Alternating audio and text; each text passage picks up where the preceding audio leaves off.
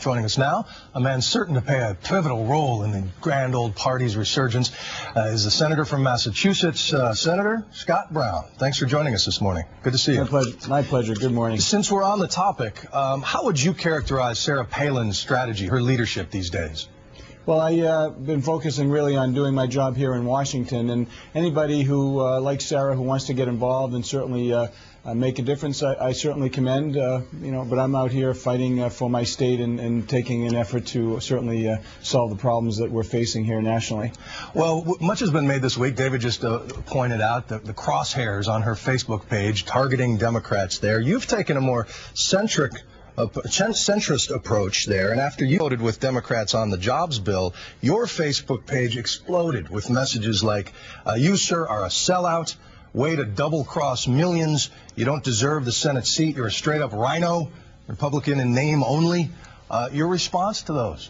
Well, I think it's silly, first of all, and I've always said, even while I was running and prior to serving in the Massachusetts Senate, that I'm an independent voter and thinker. I always have been, and I'm going to look at each and every bill on its merits. And remember, it's about jobs and job creation, and that bill did just that, because while we're talking about health care and illegal immigration and a whole host of other things, we need to be focusing on jobs, and we're not doing that. Is it difficult to focus on jobs given the tone in Washington these days, the threats, the rhetoric, the anger back and forth? Well, first of all, I haven't experienced anything like that since I got here, because if you remember correctly, that first vote was to work on jobs. I voted across party lines to do just that. We just did an FAA bill, which was across party lines, and it passed unanimously. So in the Senate, at least, we're working in a collegial, respectful manner to do things and try to do things to get the country moving again.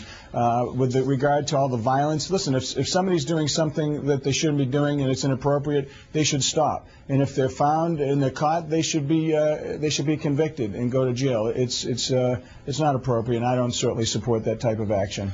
You did run as the 41st vote against the health care bill. Of course, they didn't need the supermajority in the end, use reconciliation to pass it. Now the Republican war cry seems to be repealing the bill. Here's the president's response to that idea out yesterday. They're already promising to repeal it. They're actually going to run on a platform of repeal in November. You've been hearing that. And my attitude is, go for it. Senator, should you go for it? Should Republicans try to repeal?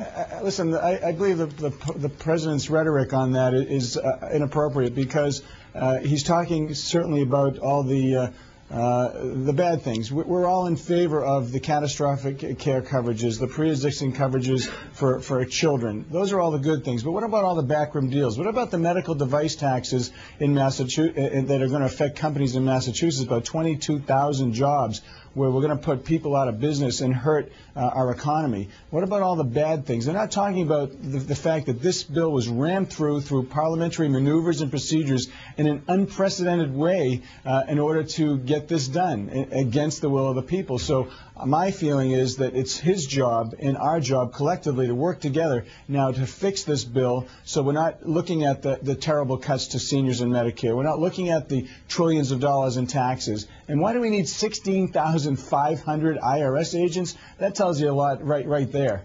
All right. And finally, let's touch on one other bit of news. Overnight, we heard that the folks who have been out of work for more than 6 months may see an interruption in their unemployment benefits because your Republican colleague, Tom Coburn, sort of blocked a quick fix bill right before the recess. He says we can't afford another charge on the national credit card. What's your opinion of his effort there, and what should be done? Well, bottom line is everybody in the Senate, they passed a pay-go legislation, which means pay as you go.